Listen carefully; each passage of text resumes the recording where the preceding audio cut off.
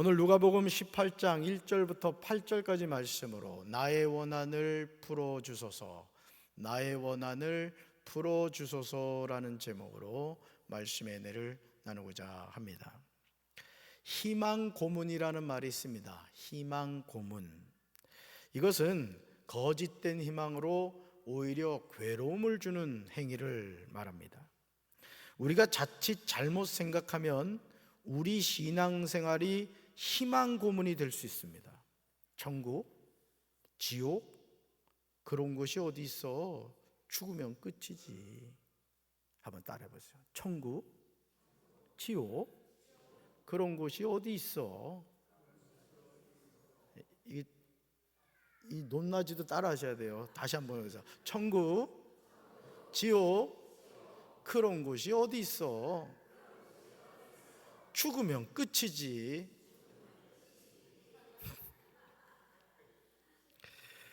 그래서일까요? 우리는 가끔 이런 생각을 하곤 합니다.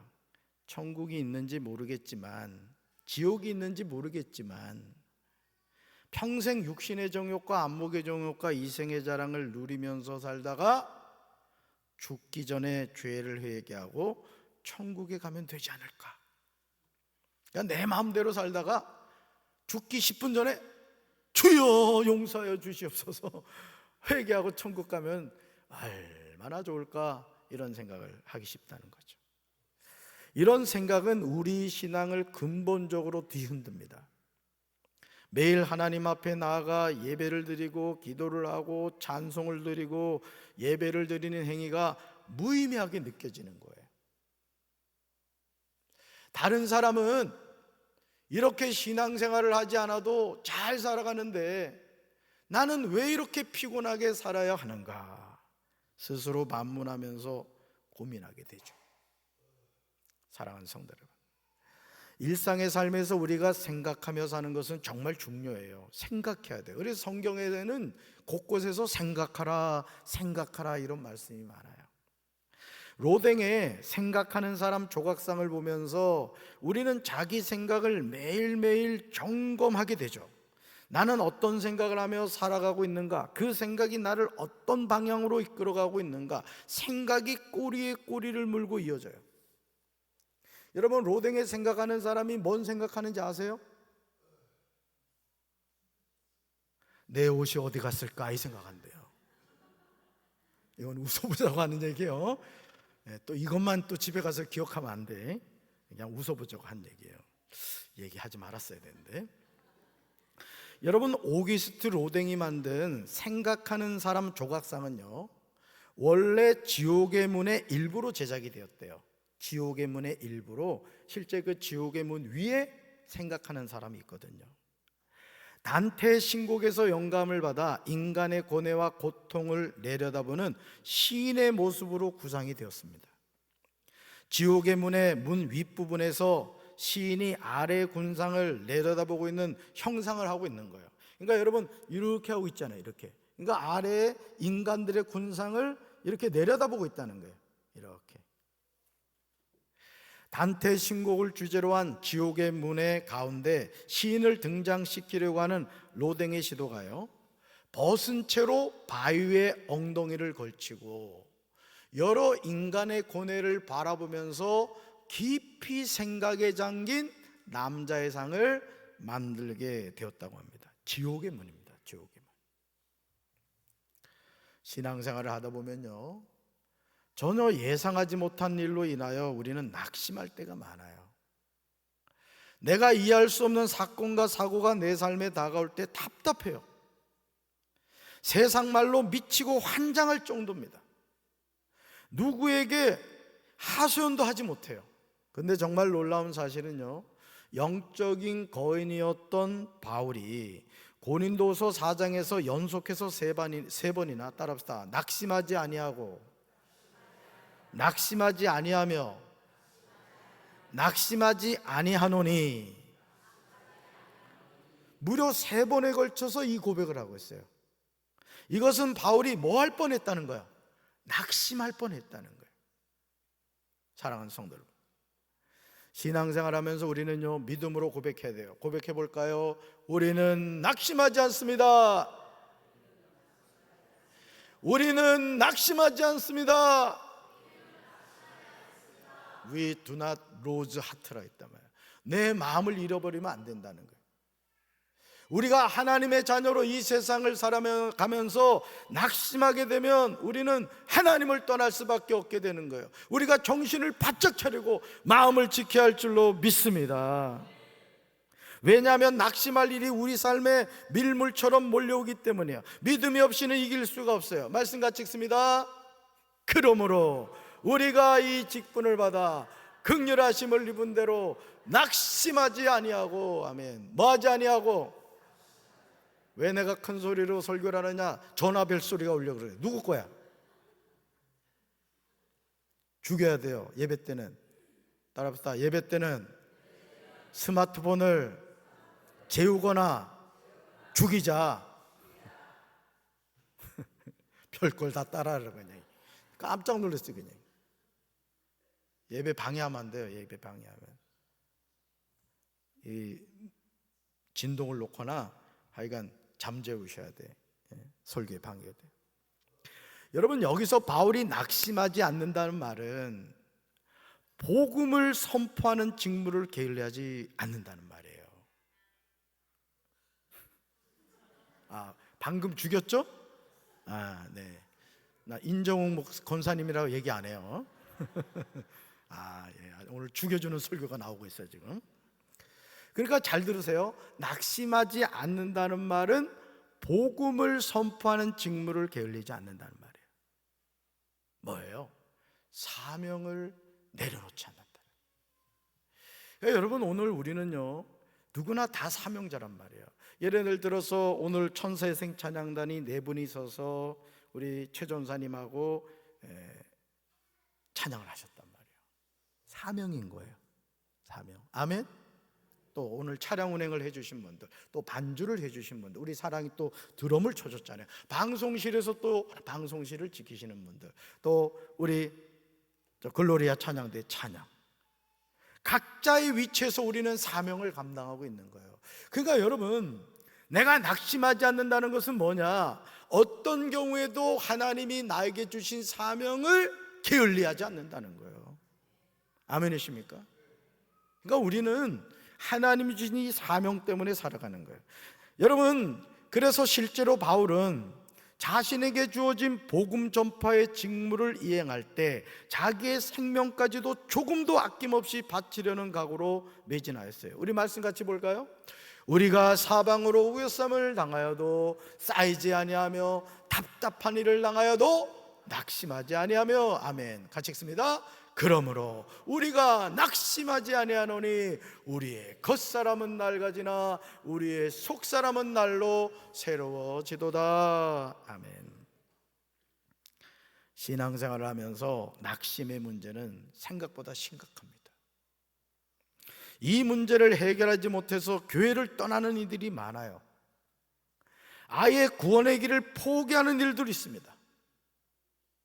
오랫동안 믿었던 신앙을 헌신짝 버리듯이 미련 없이 버려요. 이런 신앙을 떠나는 사람들에게 우리가 뭐라고 권면할 수가 있겠습니까? 누가복음 18장 1절부터 8절에는요, 과부와 재판장 비유가 나옵니다. 예수님은 1절에서 이 비유를 말씀하신 근거를 제시하고 있어요. 오늘 삶의 여정에서 이런저런 일로 낙심하신 분이 계시다면 오늘 말씀을 통해 승리하게 되기를 주님의 이름으로 축원합니다. 말씀 같이 읽습니다. 예수께서 제자들에게 늘 기도하고 낙심하지 말아야 한다는 뜻으로 비유를 하나 말씀하셨다. 아멘. 사랑하는 성도 여러분, 우리에게 밀물처럼 몰려오는 낙심의 문제는 기도를 통하지 않고서는 극복할 길이 없어요. 낙심은 뭐로 극복해야 된다? 기도로 극복해야 돼. 기도로. 그런데 안타까운 사실은 항상 기도하고 낙심하지 말아야 되는데 현실은 그렇지 않다는 거예요. 기도하며 낙심해요. 기도하며 낙심해요. 예수님은 하나님의 자녀가 가지고 있는 낙심의 문제를 아셨습니다. 아셔도 너무 잘 알고 계셨어요. 로댕에 생각하는 사람에서 시인이 지옥의 문 위에서 아무리 생각해도 이미 늦습니다. 왜냐하면 돌이킬 시간이 없기 때문이에요. 여러분, 지옥 문 위에서 여러분 이 고개를 이렇게 받치고 아래의 인간 군상들을 지켜보고 있단 말이에요, 이 생각하는 사람이. 그러면 그 인간 군상들이 어디로 들어간다는 얘기예요? 지옥 문 위에서 지켜보고 있으니까 어디 문으로 들어간다는 거예요? 지옥 문으로 들어간다는 거예요. 너무 늦는 거죠. 너무.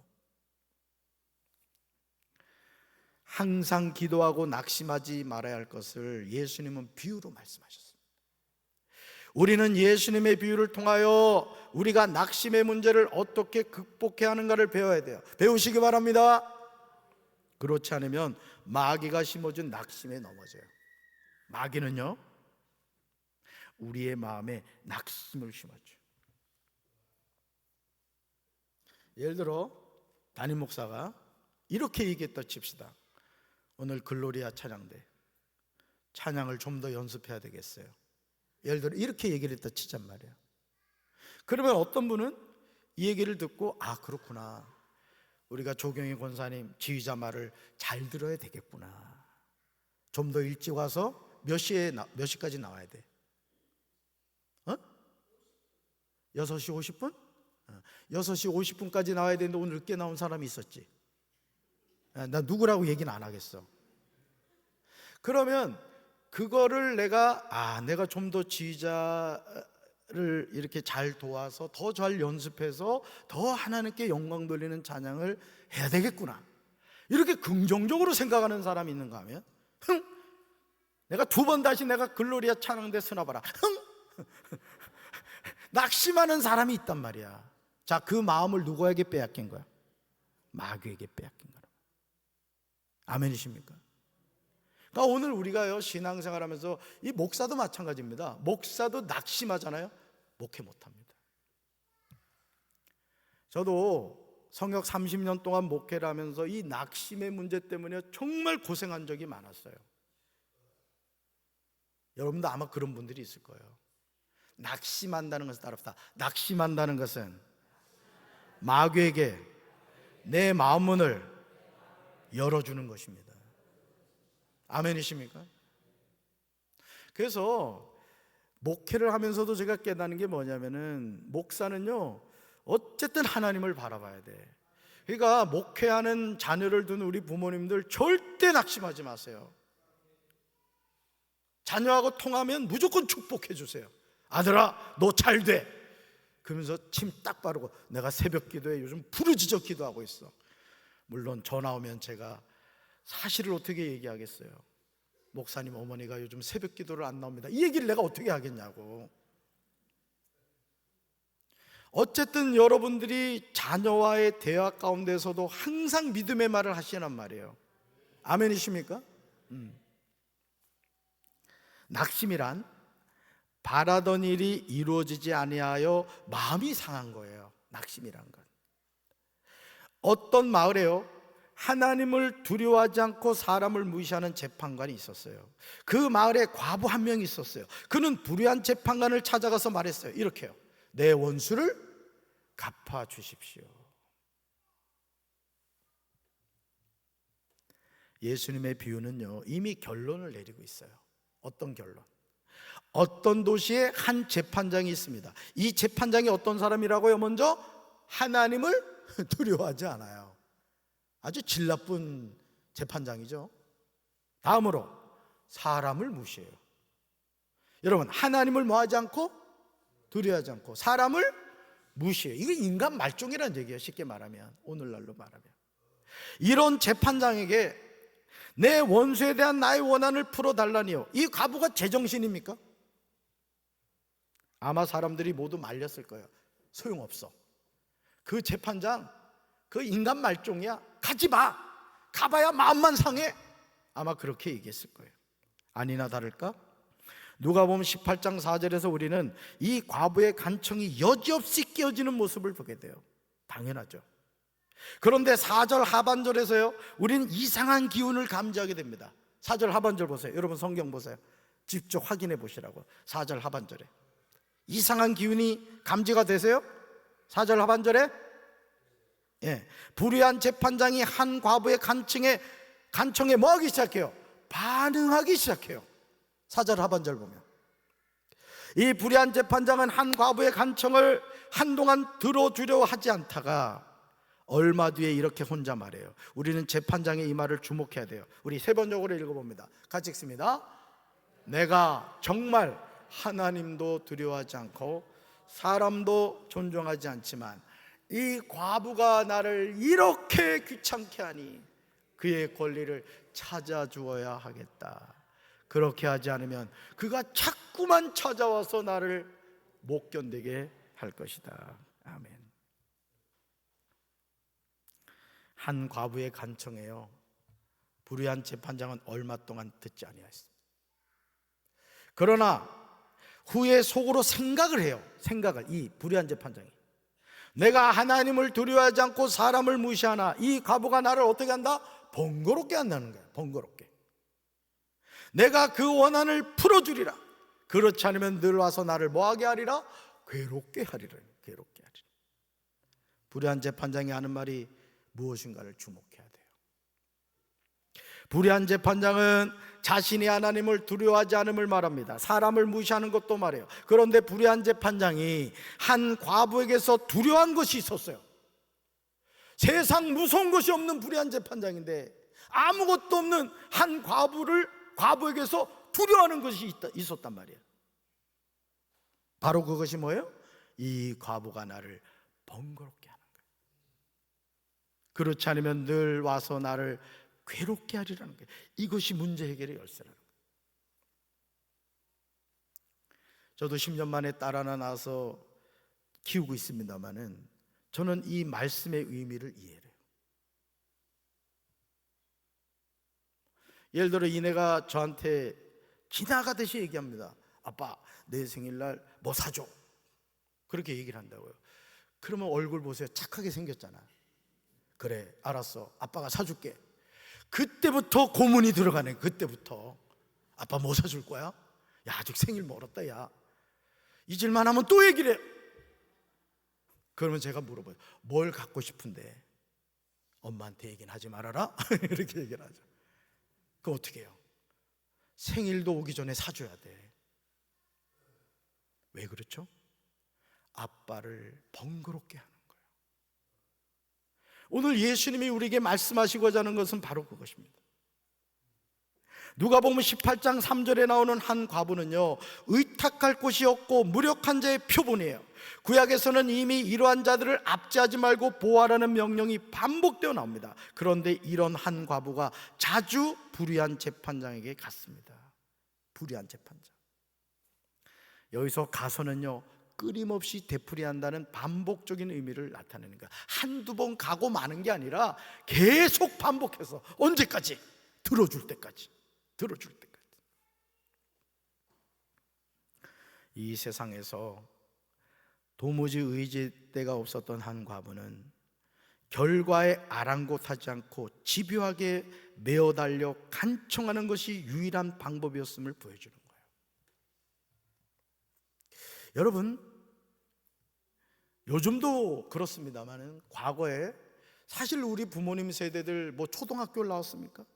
저희 어머니도 초등학교를 좀 갔대요. 가셨는데 그 당시엔 도시락이 없었잖아요. 도시락.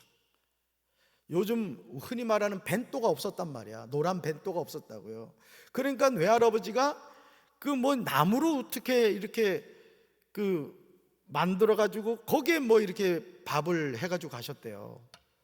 그거 옛날이나 요즘이나 남학생들은 남학생이잖아. 이상한 밥그릇에다 밥을 담아 오니까는 이제 그걸 좀 놀렸나 봐. 막 걷어차고 그랬나 봐. 그리고는 학교를 안 갔다잖아. 너무너무 가난해가지고. 여러분, 오늘 우리가 이 세상을 살면서 정말 우리 힘으로 해결할 수 없는 어떤 인생의 문제가 있다는 것이죠. 바로 그것이 뭐예요? 바로 그것이 내 원수에 대한 나의 원한을 풀어주소서 하는 거예요. 따라합시다. 내 원수에 대한 나의 원한을 풀어주소서. 한 과부가 구한 것은요, 간단 명료했어요. 여러분, 우리가 하나님께 기도할 때요, 사실은 여유가 있을 때는요, 서론 본론 결론이 나와. 우리 김현미 권사님 아주 은혜롭게 기도를 잘하셨어요. 그런데요, 급하잖아요. 급하면은 서론 본론 결론이 없어요. 예를 들어 쌀이 떨어졌어, 먹을 것이 없어요. 그러면 전능하신 하나님, 하늘로부터 하늘문을 열어주셔서 쌀을 뚝 떨어뜨려 주셔서 그 쌀로 밥을 해먹게 하여 주옵소서, 이렇게 기도할 것 같아요? 아니에요. 간단하게 기도하게 돼요. 밥, 밥, 밥, 이렇게 기도하게 된다고요. 왜? 그 밥이 필요하니까. 오늘 이 한 과부는 불의한 재판장을 찾아가서 선은 이렇고 보는 이렇고 결은 이렇고 얘기하지 않았단 말이에요. 가슴 속에 사무쳐 있는 내 원한을 풀어주소서, 이 기도를 어떻게 했다? 반복해서 했다는 거예요. 반복해서. 왜? 그 원한 때문에 잠을 잘 수가 없었던 거예요. 너무너무 괴로웠던 거예요. 의지할 것이 없는 한 과부가 불의한 재판장이고 아니고가 문제가 아니에요. 이 문제를 해결해 줄 것은 불의한 재판장 당신밖에 없다 이거예요. 누가복음 18장 6절에서요, 예수님은 비유를 다 들은 제자들에게 이렇게 말씀하셨어요. 같이 읽습니다. 이 불의한 재판관이 말한 것을 들으라. 그러니까 누가 들으라는 거예요? 제자들이 들으라는 거예요. 예수님은 과부와 재판장 비유를 끝내고 이 비유에 대한 해석을 들려주시기 전에 제자들이 스스로 생각할 여유를 주기 위하여 말씀하신 거예요. 누가복음 18장 7절에서 예수님은 비유를 들은 제자들에게 반문하고 있어요. 오늘 우리에게 반문하는 말씀이에요. 같이 읽습니다. 하물며 하나님께서 그 밤낮 부르짖는 택하신 자들의 원한을 풀어주지 아니하시겠느냐. 그들에게 오래 참으시겠느냐. 나는 이 말씀을 여러분들에게 자신 있게 전할 수 있는 사람이에요. 왜? 저는 늘 여러 번 말씀을 드렸지만은 첫 목회를 수원에서 지하 개척교회에서 했단 말이에요. 22계단을 내려가서 아무도 도와줄 사람 없어. 진짜 방언들 돈이 없어가지고 지하에서 살았다니까요. 집사람하고 20평 옆에 그 계단 이렇게 올라가는데 그 공간, 거기에 방을 꾸며가지고 살았어요. 아무 소망이 없었어요.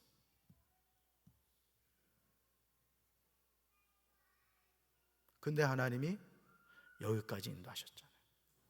여러분, 저의 하나님이 여러분의 하나님인 거 믿으세요? 그러니까 여러분, 오늘 우리가 결국은 뭐냐, 제가 이렇게 목회를 해보니까 깨닫는 게, 목사가 믿음이 있어야 돼요. 하나님께 내 인생을 걸어야 되는 거예요.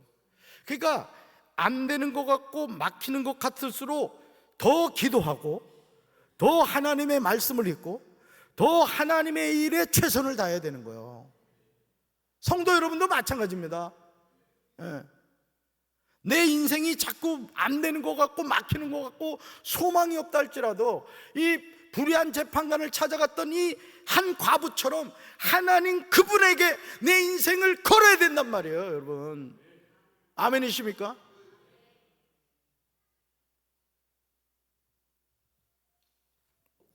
누가복음 18장 3절에서요, 한 과부가 불의한 재판장에게 가서 간청한 내용이 뭐예요? 내 원수에 대한 나의 원한을 풀어달라는 거예요. 그런데요, 7절에서 7절 보세요. 하나님께서 그 밤낮 부르짖는 택하신 자들의 원한을 뭐 해주지 아니하시겠느냐? 풀어주지 아니하시겠느냐? 이 한 과부가 뭐가 있어요? 원한이 있단 말이에요. 원한이. 그런데 너무 찌질어지게 가난한 과부여서 어느 누구도 이 과부 얘기를 들어주지 않는 거야. 그런데 이 과부의 이 원한을 풀어줄 사람은 누구밖에 없다?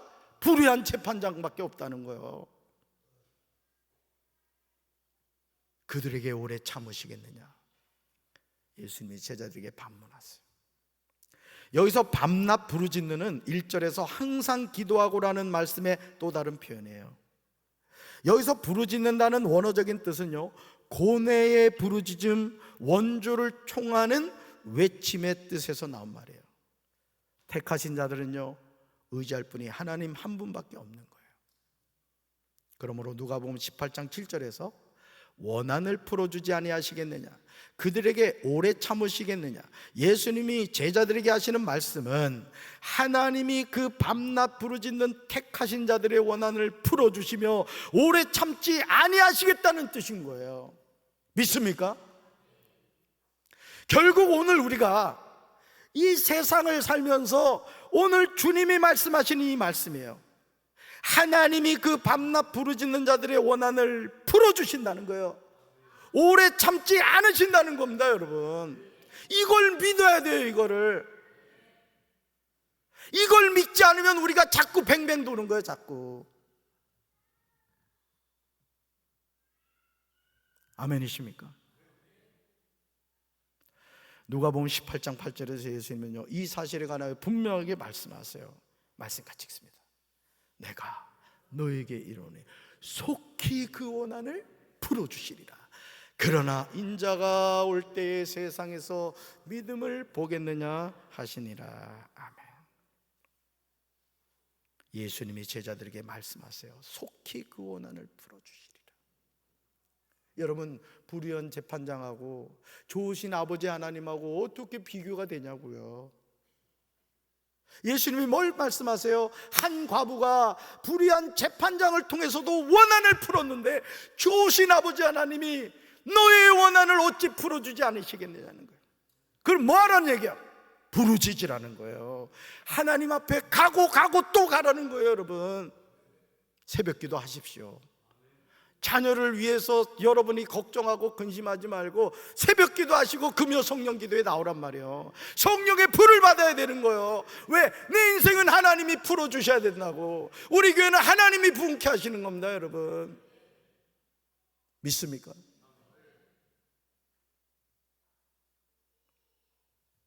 사랑하는 성도 여러분, 예수님은 제자들에게 내가 너에게 이른다라고 하세요. 그리고 속히 그 원한을 풀어주시리라고 약속하세요.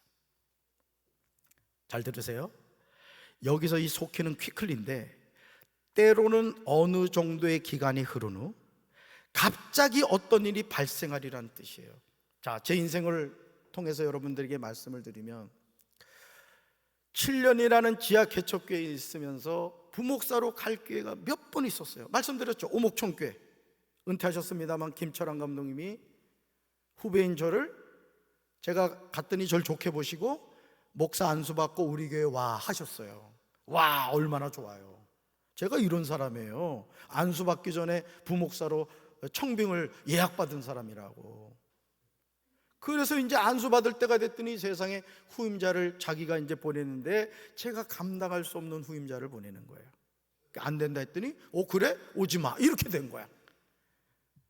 그 교회 가가지고요, 예배만 드리면 눈물이 나는데 제가 그때 눈물을 얼마나 흘렸는지 수원에 홍수가요 여러 번 났어요. 제가 하도 울어가지고 너무 서러운 거예요. 너무. 왜? 목회 상황은 전혀 변화가 없고 내가 왜 그때 가지 않았는가, 막 이 후회가 막 그냥 정말 민물처럼 몰려오더라고요. 그리고 또 어느 교회는 가서 설교까지 하고 오라고 다 했는데 사택을 얻어오래. 돈이 있어야지. 목사님 돈이 없어서 사택 못 얻어요. 그랬더니 교회 정리해가지고 그거 가지고 방 얻어오래. 난 그런 목사도 봤어요. 그렇게 못합니다. 그랬더니 그럼 오지 마 그러는 거야. 그래서 7년이 걸린 거야. 7년이. 헛됩니까? 그 기간이 허송세월이었어요? 아니었어요. 하나님의 시간표가 있었던 겁니다. 자, 여기서 속히가 어떤 뜻이라고요? 때로는 어느 정도의 기간이 흐른 후 갑자기 어떤 일이 발생하리라는 뜻인 거예요. 그러니 우리는 그때까지 인내하며 부르짖으며 하나님을 바라봐야 되는 겁니다, 여러분. 그때를 참지 못하고 뛰쳐나가면 아무것도 안 되는 거예요. 아무것도. 아멘이십니까? 하나님의 응답이 조속히 반드시 이루어지게 될 것을 보여주는 거예요. 그러나 예수님은 제자들에게 충격적인 말씀을 하세요. 충격적인, 바로 이 말씀이에요. 읽어볼까요? 그러나 인자가 올 때 세상에서 믿음을 찾아볼 수 있겠느냐. 아멘.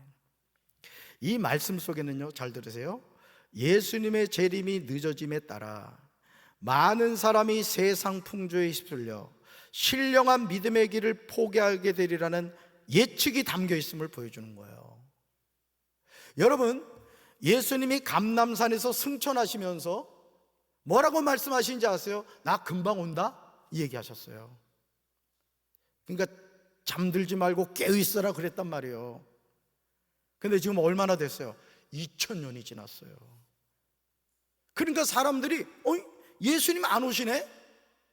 금방 올. 바울도 임박한 종말론을 믿었어요. 바울도. 근데 예수님 왔어요 안 왔어요? 안 오셨잖아요. 그러니까 사람들이 한 명, 두 명 떠나기 시작하는 거예요. 에이, 예수님이 안 올 모양이네. 결국 어떻게 됐어요?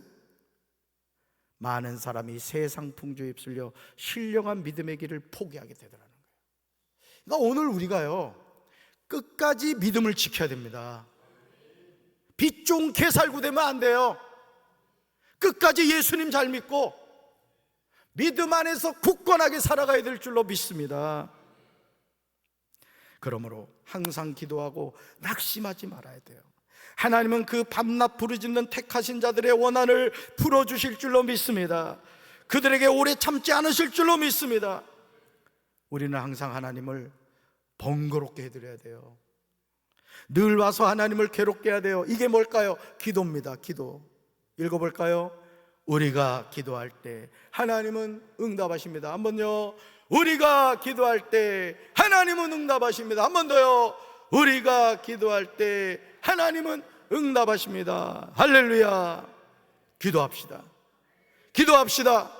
언제까지? 응답할 때까지. 우리 좋으신 하나님이 밤낮 부르짖는 택하신 자들의 원한을 풀어주시고 부르짖는 자의 기도를 응답해 주실 줄로 믿습니다. 가슴에 손 얹겠습니다.